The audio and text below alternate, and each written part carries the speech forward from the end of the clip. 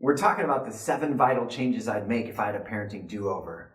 And the 5th change I'd make is simply the Segway. Let me explain myself. And I'll start by asking you a question. When do you plan on letting your kids start making their own decisions? See, if I had a parenting do-over, and if I look back on the way I raised my kids, one of the changes I would make is the Segway. The Segway from high guidance to low guidance. It's like this. When our kids are toddlers, it's pretty simple to know that toddlers need lots of guidance. If we're hanging out in our front lawn and our kid's there and our kid starts running towards the street, we're not going to, if we see them running out and there's a big truck coming, we're not going to say, let them learn, leave them be. No. They're a toddler. We're going to run out, we're going to snatch them up, and we're going to go, no, truck, bad, smashy. We're going to talk intelligently to them. It's obvious that toddlers need lots of guidance. But now take an 18-year-old, a 20-year-old, who's now in their own apartment, in an army barracks, in a college dorm somewhere across the country. Chances are that we have very little guidance in their life at that time, because they're going to call us and ask us, Mom, Dad, can I watch this show on cable this weekend? No, they're going to make these decisions on their own. By the time they're out of the house, they're making decisions completely on their own. Sure, they might call us up for advice, we hope, but they're pretty much out there doing this on their own. So the question a lot of us have as mom and dad is how do we get from high guidance to low guidance? And the answer is a segue, a slow dissolve from where we're making decisions for them to when they're making decisions on their own. This means as parents, we have to keep our eyes on the calendar. Think about what this might look like in your world. Sure, when our kids are 12 years old and 13 years old, they probably still need a lot of guidance. Matter of fact, most experts out there say that, your 12-year-old, don't just hand them a phone and let them chat with whoever they want. When you first decide to hand your kid a phone, a lot of guidance is probably necessary. As a matter of fact, a lot of parents aren't even aware that, guess what? Your 12-year-old isn't even supposed to be on Instagram or Snapchat or Facebook because, according to COPA, Child's Online Privacy Protection Act, they have to be 13 years old to be on those particular social media. So why are a bunch of 11 and 12-year-olds on those social media? Well, because when they first signed on and they put in their birth dates and it said, sorry, you aren't old enough, their friend said, oh, just type in this year instead. And so they typed in that other year and now, poof, they're instantly a 13-year-old and they're on social media. This happens all the time because mom and dad aren't noticing, we've talked about this, what's going on in their kids' lives. Well, guess what? Your kids at age 12, at age 13, at age 14, when it comes to social media, when it comes to the stuff they're watching, they need lots of guidance. And we should be involved in their lives. We should be having conversations with them about this stuff.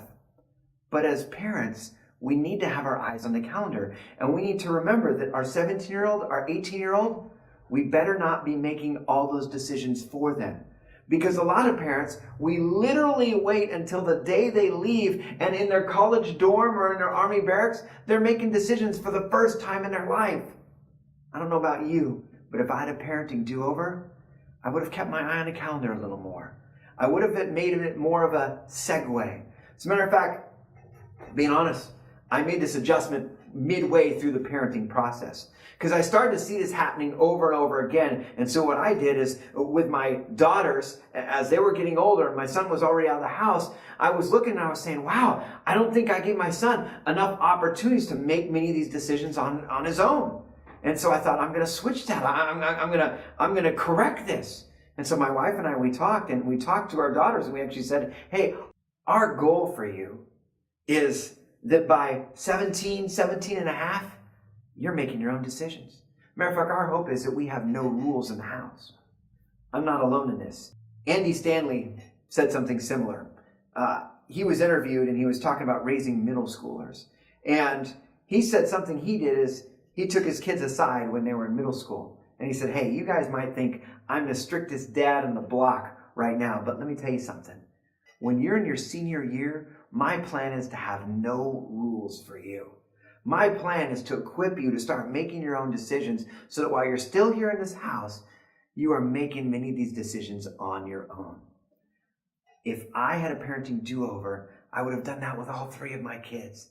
I would have started segueing to allowing them to make some of these decisions on their own. What's that actually look like? It means when my 14 or 15-year-old comes up to me and says, hey, can I put this song on my playlist? Can I watch this? Can I go here with this friend? Instead of saying, no, let's look at the list of what's approved and what's not approved. I wouldn't have some list of approved and not approved. I would have a conversation. I would take them through the process so they know what the process of decision-making looks like. And so to my 15-year-old, if they came up and said, can I have Instagram? I'd say, I don't know, let's check it out together.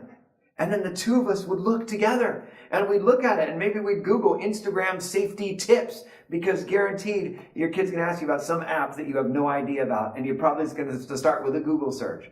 And if you show them, hey, let's look and let's see if this is safe. Let's see what precautions we need to make. Oh, look, it says here that if we're posting pictures, we should be careful with who can see these pictures. It says we should be careful with who we should allow to be our friend. It says we should, be careful with what kind of stuff we're posting.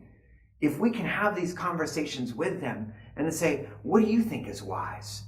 Because guess what? By the time they're 16 and 17 years old, they better start making some of these decisions on their own.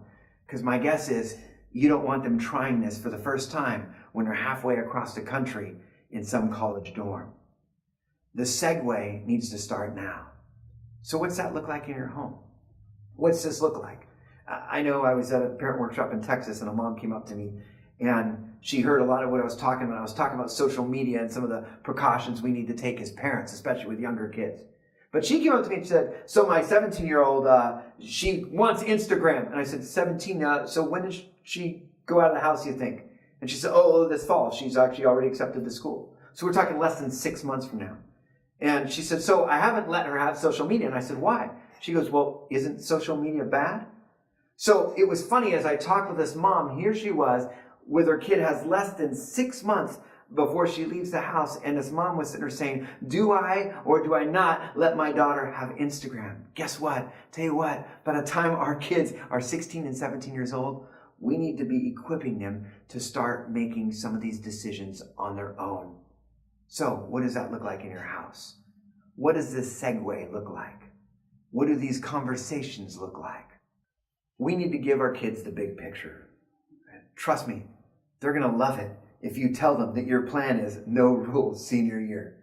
We need to give them the big picture, even if we think they're making foolish decisions. Because honestly, what's the difference between a 17-year-old in your house choosing to stay out late with their friends and an 18-year-old in a college dorm doing whatever they want? We need to hand them the ball sometime, and we need them to start making some of these decisions. And wouldn't it be good if they started to make some of these decisions while they're still under the safety and love of your shadow? The Segway begins now.